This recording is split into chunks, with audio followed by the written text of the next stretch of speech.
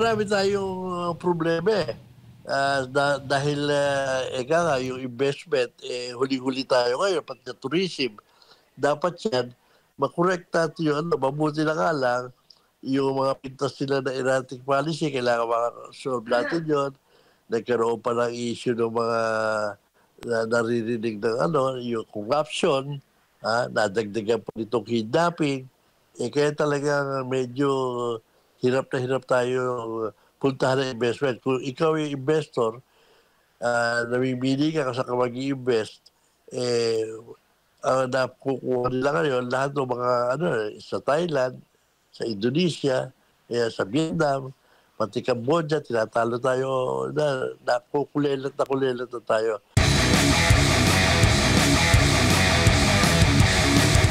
Unahin ko lang yung nakaraang Labor Day, Sir Sergio, at yung nagsagawa po ang ilan sa mga manggagawa po natin ng mga kilos protesta kaugnay nga po dito sa panawagang taas sahod at pagpapatigil po ng ENDO o itong End of Contract Scheme sa ating bansa. Ano ba ang posisyon ng Employers Confederation of the Philippines hinggil po dyan? Well, yung ENDO kasi, meron na tayo regulasyon ngayon. Bawal na talaga yung 555, bawal na yung Ngayon, meron tayo regulasyon ngayon. Basta nagtrabaho isang tao sa kumpanya, after 6 months or even yung total of 6 months, magiging regular na siya. Kaya lang, yan, pwede siya maging regular doon sa kumpanya kung halimbawa service provider yung nag-assign sa kanya, doon siya magiging regular, not doon sa pinag-assign ng kumpanya sa kanya. Pero ngayon, hindi naman uso na ngayon yung mga yung mga ano-ano lang yung mga service provider mahigpit kayo doon sa mga ganyan. May mga requirements sa capitalization, may requirement para ma-accredit ka, no? So, wala na talaga yun. Meron ng talaga security of tenure. Dahil nga lang, halimbawa, na-assign ka sa San Miguel, ikaw hindi necessarily sa San Miguel magiging regular. Magiging regular ka doon sa kumpanyang nag-assign sa'yo. Parang kagaya, halimbawa, may construction, may mga contractors na meron mga tao sila, gagawa ng building, hindi ka rin sa may-ari ng building magiging regular ka rin sa contractor na gumawa yun ang hindi na, wala na yung may security na tayo. Ngayon, doon naman sa sweldo, alam naman natin na meron tayong proseso at yan naman ang sinabi ng Presidente, ipadaan sa Regional Wage Board.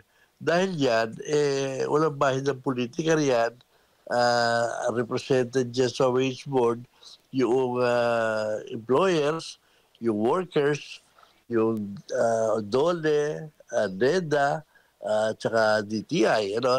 Taon-taon ginagawa nila yan, at taon-taon maliliit ka yung tinataas, pero noong araw, pinakmababa ang sweldo natin dito sa Pilipinas, minimum wage, ngayon, pinakmataas na tayo dito sa rehiyon. So, hindi masasabi na hindi gumagalaw yan. So, yun nga, ang problema, pag napasukan ng politika, lalo pa nga, eleksyon, may mga request na hindi naman kaya talaga ng ekonomiya. Dahil at isang masama pa, ang impresyon ng mga tao, tataas na sweldo. Lahat ng workers tataas na sweldo. Alam nyo, yung sa epektado ng pagtataas ng sweldo, only 10% ng workers natin. Out of the 52 million na nasa labor market, pag nagtaas ng sweldo na registered wage o mandated wages, 10% lang ang minimum wage earners. Yung iba, wala namang wala namang mga employers. Halimbawa, yung farmers, yung fisher folks natin, yung mga jeepney drivers, tricycle drivers, yung mga market vendors, lahat. 84% or to 90% ng mga workers hindi naman kasama sa pagtataas eh. Mga 10% lang hanggang 16% kung across the board, pati yung manager, pati yung presidente kasama sa pagtataas, aabutin ng 16%. So, ibig sabihin, maganda lang pakinggan yung tinaasan ng sweldo, pero ang nataasan lang, minority ng workers at kung halimbawa magkaroon ng taasan ng presyo, hagip yung mga hindi naman bigyan ng aumento, ng taas ng sweldo. Yun ang masakit, hindi naintindihan ng tao. Akala nila sinasabi, hindi natataasan ng sweldo ng mga pero hindi naman kasama rin yung karamihan ng mga workers eh. Yung minority na taon-taon natataasan dahil sila nga yung nasa formal sector, taon-taon natataasan sila. Alam mo naman ginagawa ng mga kumpanya, pagka nagtaas sa sweldo na mandated, alam naman pakialam sa kita nila, sa benta nila, ang ginagawa niyan isa pa tataasan yung presyo ng produkto nila o hindi na kaya ng merkado yung pagtataas ng presyo, magbabawas ang tao. So yun na hindi naiintindihan ng ating mga kababayang iba. Akala nila magtaas ng sweldo, lalaki ang huli ng mga fisher folks, dadami ang ani. Hindi. Tataas ang presyo, sama sila, wala silang pagkukunan, minority lang yung nataasan. Opo. So sa tingin po ninyo, hindi pa napapanahon, baga, itong kanilang panawagan na aumento sa sahod, Sir Sergio? Well, hindi sa hindi napapanahon. Taon-taon tinatataas sa sweldo eh. Sa regional wage, konti-konti. Sabi ko, anong araw, pagka tayo naghahanap ng investors, sinasabi natin, mababa ang sweldo sa Pilipinas. Hindi na ngayon. Pinakamataas na tayo sa minimum wage ngayon dito sa region natin. Kaya talo-talo na tayo sa pagkuha ng At hindi pa naiintindihan ng ating mga kababayan, out of the, yung formal sector na 10 to 16% na manggagawa, yan 90% yan micro. 90% yan micro. In short, marami na yan, mga kumpanya na hindi naman malalaki, hirap na hirap. Pambayad lang ng 13-month pay, nahihirapan. Pagbabayad lang ng bonus, nahihirapan. Marami yan yung pag lang ng sweldo nila sa weekly or monthly, hirap na hirap magbayad sweldo. Tataasan mo ng ganun kalaki, magsasara na lang yung mga yun. Opo. Lalo na kung ang panawagan nila bukod sa taas sa sweldo, Sir Sergio, yung panawagan nila dagdag benepisyo. Well, okay lang yung dagdag benepisyo kung kaya ng kumpanya. Alam mo, sabi ko nga, 90% ng ating enterprises micro, 8% yung small, 1% yung medium, less than 1% yung large. Yung medium at large na 1% at tigo 1% halos, 2% lang yun. Yun, kaya nun. Kahit hingi mo. Pati sa benepisyo, nagbabayad pa kaya na. Marami na, 16-month bonus, 17-month bonus yung iba. Pero okay lang yun. Yung mga maliliit, meron din yung kaya. Pero yung micro, wala kaya yan. Yun, at ang karamihan ng tao, 65%, nandun sa micro ng mga empleyado. Opo. May lumabas pong datos ang Philippine Statistics Authority o PSA na bumaba po yung bilang ng mga walang trabaho o negosyo po sa ating bansa noong Marso. Batay nga sa kanilang March 2025 Labor Force Survey, nasa 1.93 million na po o na lang ang bilang ng mga walang trabaho. Mas mababa ito kumpara po sa 1.94 million noong buwan po ng Pebrero. Ano naman po masasabi po ninyo dito? Talagang tuloy-tuloy naman talaga yung pagbawas ng trabaho Ang dami nating project na para mapasok sa trabaho yung mga meron tayong project ngayon, tulong-tulong yung jobs market, linggo-linggo nagkakaroon ng mga ng mga job fair, noon nga Labor Day, 72 balls yata yung nagkaroon ng job fair, nakakakuha ng trabaho. Pero, kulang na kulang pa rin ang trabaho. Alam mo, 800,000 to 1 million ang nagkakaedad at gumagraduate na naghahanap ng trabaho every year. Yun ay kailangan ma-address natin. Kaya yung numbers, yung statistics, magandang pakinggan na nagkakaroon ng employment. Pero the absolute number, padami na padami, walang trabaho. Opo. Pero nakikita po ninyo, Sir Sergio, na wala tayong nakikitang I mean, ito'y magpapatuloy sa natitirang mga panahon. Ngayong taon, itong pagdami o pagdagdag ng trabaho at pagbawas naman doon sa mga walang trabaho. Well, sana.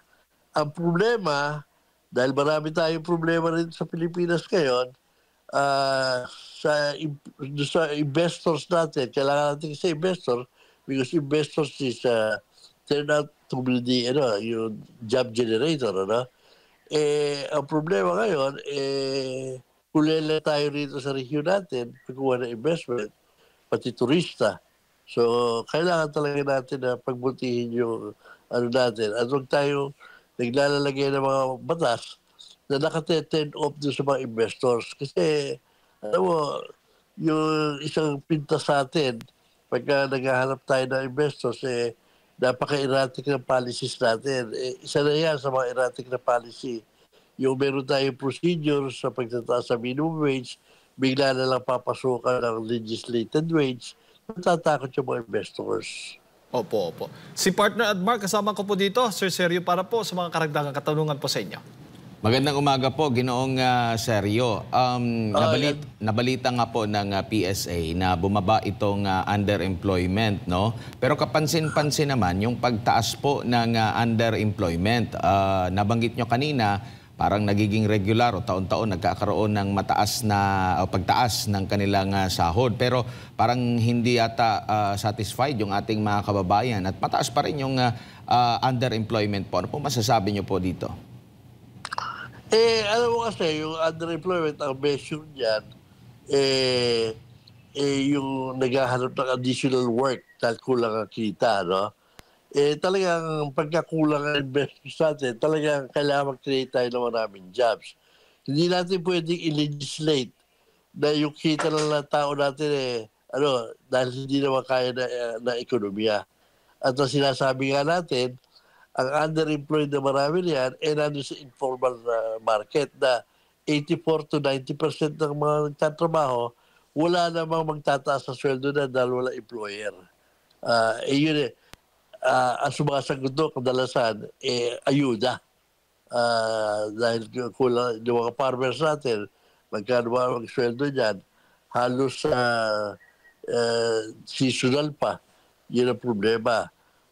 Yun ang kailangan natin paghandaan ng paano mo natin matutulungan yung mga nasa informal sector, taas tayo ng taas na sweldo nga rito sa formal sector, hindi naman sila kasali.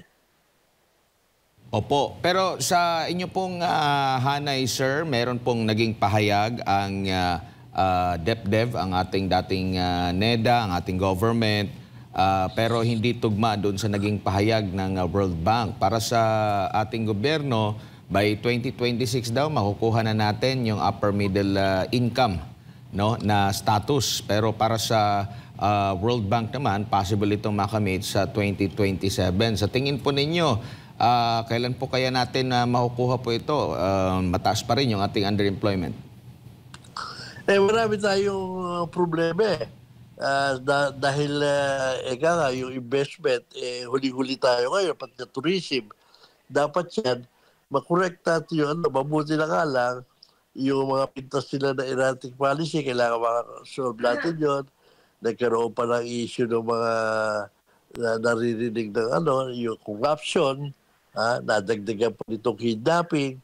Kaya talagang medyo hirap na hirap tayo puntahan ng investment. Kung ikaw yung investor, namimili ka kasi mag-i-invest, nakukuha nila ngayon lahat ng mga sa Thailand, sa Indonesia, sa Vietnam, pati Cambodia, tinatalo tayo nakukulelat na tayo. Kailangan pagbutihin natin yung lalo pa yung geopolitics natin dito sa Pilipinas. Maraming investment, nawala na ng China, pati turista ng China, nawala na rin dito. Yun ang problema. Opo. Sir Sergio, siguro huling mensahe na lang po ninyo at lalo na't ilang araw na lang ay mag-eleksyon na. Ano po ang mensahe po ninyo para sa ating mga kababayan?